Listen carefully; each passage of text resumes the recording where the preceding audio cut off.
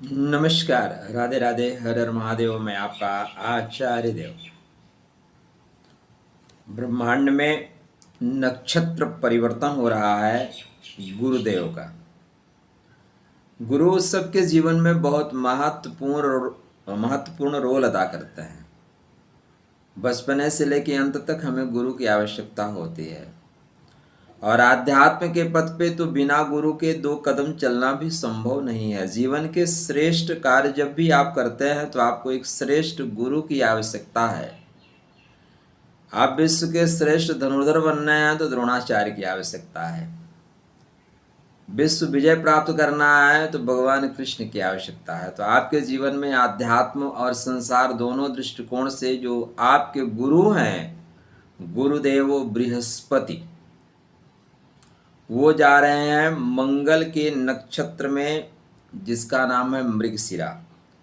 यह वीडियो वृश्चिक राशि ज्येष्ठा नक्षत्र के जातकों के लिए है।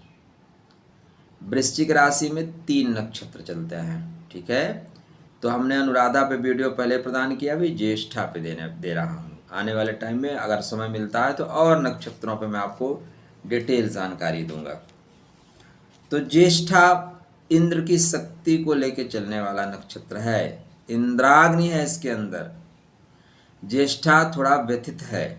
ज्येष्ठा संसार में सामंजस्य बनाने में थोड़ी सी मुश्किल तो आती है ज्येष्ठा को।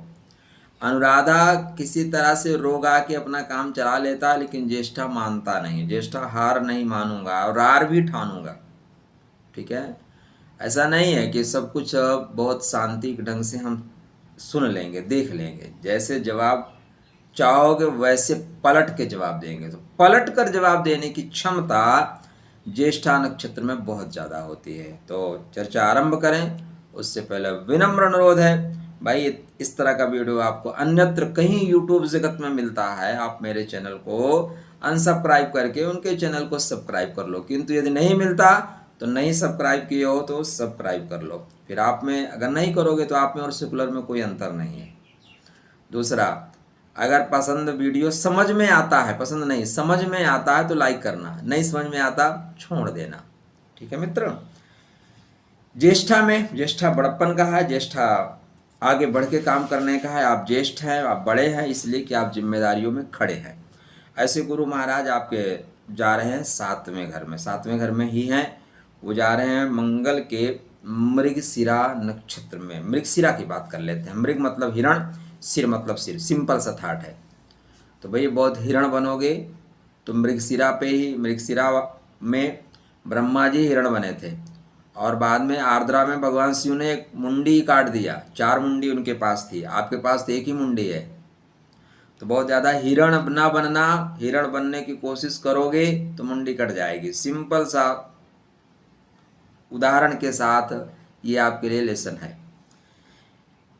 आप भी चंचल हैं और मृगशिरा भी चंचल नक्षत्र है, तो चंचलता 2 गुना बढ़ेगी, ठीक है। चंचलता अब ज़्यादा बढ़ेगी। भ्रमण प्रियता भी बढ़ेगी। स्वभाव में एक ऐसी नज़रिया आप होगा, कुछ न कुछ खोज ही लोगे। सुवर्ण को खोजत फिरत कवि व्यभिचारी चोर। तो आप जिस भी कैटेगरी में हो उसी में सुंदर वर्ण का खोज कर लेंगे, सुवर्ण का खोज कर लेंगे। या कस्तूरी प्राप्त करने वाला नक्षत्र और डेफिनेटली ज्येष्ठा के लिए बेहतर है। देखिए ऐसा नहीं है कि हम चंचल हैं और हमें चंचल माहौल मिले तो हम चंचल ही रह जाए, नहीं। ज़्यादातर क्या होता है कि जैसे हमें ट्रैक है उसी तरह का अगर मेरा व्यक्तित्व हो, उसी तरह का ट्रैक मिल जाए तो हम अपना सर्वश्रेष्ठ देते हैं। जो बच्चे एनर्जी ज़्यादा है, पढ़ना नहीं चाहते, उनको स्पोर्ट में डाल दीजिए, सर्वश्रेष्ठ देते हैं वो। कुछ बच्चे संगीत करना चाहते हैं, संगीत का माहौल ही नहीं मिलता, उनको संगीत का माहौल मिल जाए जीवन में श्रेष्ठतम देते हैं। बस वही बातें हैं। तो ज्येष्ठा नक्षत्र के अनुसार अनुराधा वालों के लिए यह इस परिस्थिति ठीक नहीं थी, लेकिन ज्येष्ठा वालों के लिए यह स्थिति साधक की स्थिति है। कौन सी स्थिति बनेगी? साधक मतलब साधना के क्षेत्र में उन्नति होगी, साधना के क्षेत्र में आप बढ़ेंगे। परिस्थितियां कुछ ऐसी निर्मित होंगी कि आप साधना के क्षेत्र में बढ़ जाएंगे। सदैव याद रखिएगा, कुछ लोग बोलते हैं कि आप ज्योतिष कम बताते हैं, लेक्चर ज़्यादा देते हैं। आपको मेरा नमस्कार। जिन्हें पसंद नहीं है भैया, मैं अब तो एक सीधा सा कॉन्सेप्ट बना लिया हूँ, पसंद है आओ तो वेलकम, जाओ तो भीड़ कम। ठीक है ना, ज़बरदस्ती मत देखिए।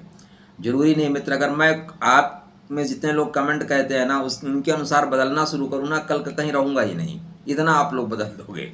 कोई बोलेगा ये ठीक नहीं है, कोई बोलेगा आप कपड़ा क्यों पहनते हो, कल को बोले चश्मा क्यों पहनते हो। इतना कटाच नहीं। पसंद है प्लीज़ ले लीजिए, नहीं पसंद है यूट्यूब जगत पे बहुत अच्छे अच्छे ज्योतिषी हैं, आप वहाँ से ले सकते हैं, कोई दिक्कत नहीं है मित्र। हमारा उद्देश्य सिर्फ व्यूज बढ़ाना नहीं है, हमारा उद्देश्य आपके आध्यात्मिक पथ को आगे ले जाना है। क्योंकि पैसे तो ठेलिया लगा के, थूक वाले फल लगा के, नाले में धुल के, सब्जी बेच के कमाए जा सकते हैं। श्रावण का माह चल रहा है, पवित्र माह चल रहा है, हर तरह से इनसे दूरी बना के रखिए। ये एड्स हैं, ठीक है ना, इनसे दूरी ही बचाव है। जहाँ भी इनके सन्निकट आप आए ना, प्रॉब्लम क्रिएट करेंगे। ये इतने गिरे हुए हैं, इतने पतित हैं। आप देखो बांग्लादेश में जो उनकी प्रधानमंत्री थी, उसके अंतः वस्त्र उठा के फेंक रहे हैं। जो उनके संस्थापक थे, उनकी मूर्तियों पे चढ़ के पेशाब कर रहे हैं। कितने इनसे गए यही है। तो थोड़ा सा दूरी बना के रखिएगा, ठीक है, क्योंकि साधना का नक्षत्र है। आप जो भी फल फ्रूट खरीद रहे हैं, कहाँ से खरीद रहे हैं, उसके पीछे मनसा क्या है, तो देख लीजिएगा। यह नक्षत्र निश्चित रूप से चंचलता को बढ़ाने वाला है, सब 7वें घर में है। देखिए सब कुछ अच्छा है, आपके नवतारा पद्धति के अनुसार साधना के पथ में आप जाएंगे, लेकिन कैसे जाएंगे, इतना आसान नहीं है ना। हमारी इंद्रियां हमें खींचती हैं, इंद्री जाने कहाँ देती है, बोलती है बेटा जाके करोगे क्या, रुक जाओ, बार बार विषयासक्ति खींचती है। और लास्ट में फिर क्या होता है, अस्थ चरम मम देह में तामे ऐसी प्रीत, जब प्रताड़ना मिलती है ना, तब जाके नेत्र खुलते हैं। तो हो सकता है कहीं ना कहीं से ज्ञान भी आपको मिल जाए। यह नक्षत्र साथ में किसी और को जोड़ देने का है। तो अगर दाम्पत्य जीवन खराब चल रहा है तो साथ में कोई ना कहीं कोई और कनेक्ट होगा, कोई ना कोई मिलेगा, ये भी निश्चित है। अब आपको गाड़ी के साथ स्टेपनी रखना कितनी भारी पड़ेगी ये आप देख लीजिए, लेकिन परिस्थितियां तो कुछ ऐसे बन रही हैं, स्टेपनी की व्यवस्था होगी। क्योंकि यहाँ नक्षत्र खोजी स्वभाव का, इसलिए आप जो चीज़ खोजना चाहेंगे खोज ले जाएंगे। हिरण जो ये नक्षत्र है ना, ये कस्तूरी देने वाला है। मतलब आपके पास कस्तूरी जैसी महक हो सकती है, और महक ज्ञान से आती है। लेकिन ये मृग तृष्णा का नक्षत्र है, ये मृग मारीचिका का नक्षत्र है, और इसने सीता जी को छला, ठीक है, इसने पांडु महाराज को छला, इसने बहेलियों को छला, और भगवान कृष्ण का गोलोक धाम गमन हुआ। तो हिरण दरअसल फंसा देने का भी नक्षत्र है। यह परिवर्तनशील है, कुशल है, प्रेमी है। यहाँ पे दाम्पत्य जीवन में जीवन साथी के स्वभाव को लेके थोड़ा सा आपके अंदर संदेह पैदा होगा, और संशयात्मा विनश्यति, हो सकता है कि दाम्पत्य जीवन में परेशानी भी आ जाए, क्योंकि मृगशिरा दाम्पत्य जीवन में परेशानी देता है। कभी कभी रिश्ते टूटने के कगार पे चले जाते हैं।